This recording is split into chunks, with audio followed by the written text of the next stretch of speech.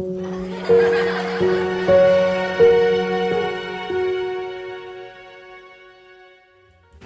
everyone, welcome back to our channel. Eric here. If you're new to the channel, thank you so much for coming by. Make sure before you leave, subscribe, like this video, comment, share this video, and don't forget to put on your notifications in the corner by clicking the bell to be notified when we drop new videos, which is every single week. If you are not new to the channel and you have been following our journey here in the garden with Project Grape, thank you so much for coming by for another video. In today's video, we're doing a little planting. So we have tomatoes, peppers, eggplants, some herbs, green beans, and squash that we're going to be planting out today. And we wanted to bring you guys along for that little process. So let's go. I am going to bring you guys closer to show you how we're going to plant the tomatoes. So I'm just going to actually just plant the tomatoes, and you'll see the process clip by clip on how they're being planted out. Okay? In this row, we approximately have over 30 plants, 30 tomato plants, and they all span from red cherry all the way to brandywine tomatoes, which is a nice big slicing tomato. And I did my best with spacing each tomato plant at least 4 to 6 inches apart from one another. And as you see here in this clip, every tomato has little hairs on them. They're like little people. They have little hairs on them, and those hairs, if planted deep enough, and if they are in contact with soil and water for long periods of time, they will eventually turn into roots. By digging your hole at least 5 inches deep to where those hairs can turn into roots as the plant gets larger, it just helps your plant become so much more stable. It creates a better foundation for them to sprout out those roots and find more resources in the soil. And it just helps, I feel like it just helps create such a better experience with growing tomatoes. There are 2 reasons why you want to remove the bottom leaves on your tomato plants if you're going to dig a deep hole for them to live in. One reason why you want to remove those bottom leaves is because you're removing the what's the word I'm looking for? The enticement for slugs, snails, roly-polies, any pests of a tomato plant. You're removing that want for them to nibble on your leaves since they're going to be closer to the soil. So just remove them. 2, by removing the leaves, you're preventing disease from attacking your plant at a quicker rate. There are bacteria that live in the soil, and if your leaves are in contact with the soil when it rains or when you water, that water splashing back onto your plant can transfer the bacteria from the soil to your plant. So by removing those bottom leaves, you really don't have that concern. Eventually, your plants are going to get old, and a lot of that foliage is going to die off and become diseased. But in the beginning process of you growing your tomatoes, you want to remove any chance of having a shorter harvest due to disease or pest.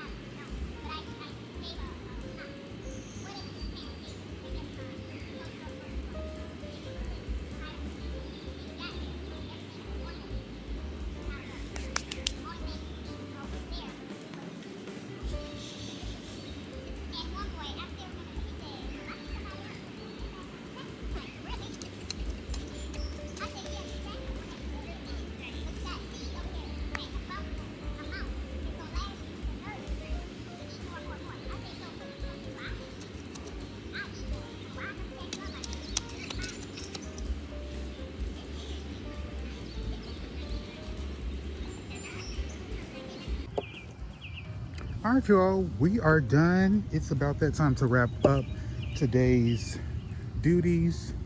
I just want to go over, well, just provide you guys a brief review of what we've done so far in the garden. So we've transplanted out our bush. I think those are the bush champion cucumber variety right here.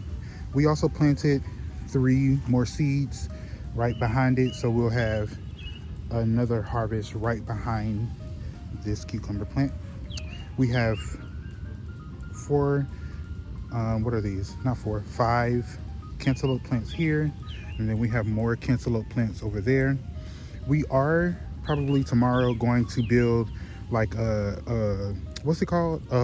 Not a hoop, but I can't think of the word. You know, like a trellis that goes like that. Once it's done, I'll put a picture up for you on our Instagram and show you guys. I can't think of the name, but we're gonna put up a trellis for the cantaloupe. We did put down compost, some calcium nitrate, as well as blood meal. So those nutrients should do great things for the plants, because the cantaloupe was starting to look a little down. As you can see, the leaves are a little yellow. I believe that comes from not having enough nitrogen. So that blood meal should have done a good job for them for these next, well, it will do a good job for them for these next few days, especially tomorrow, since it's going to rain. That'll be good. We tilled this area, added compost, calcium nitrate, and blood meal. We're going to leave this space open for now. We're going to plant some corn here.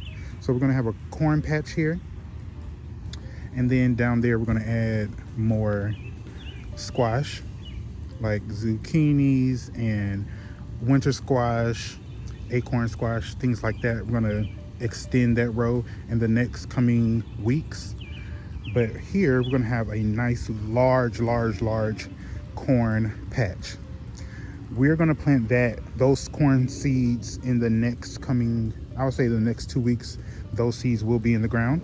This area right here is actually the area where we had a corn patch back in 2020, I believe, 2021, one of those years. And the corn did great. We had a large harvest. We had about 20 corn plants right here, and they all produced corn twice. So that was great. And we also had green beans next to them. So in the next coming weeks, like I said, we're going to plant the corn, and then after, we're going to give those corn seeds 2 weeks to actually germinate and start growing.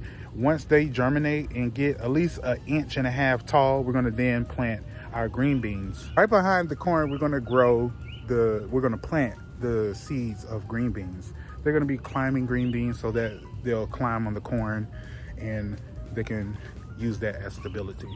Right over here, we did plant green beans. These were, I thought these were actually bush beans when I actually had the students plant them.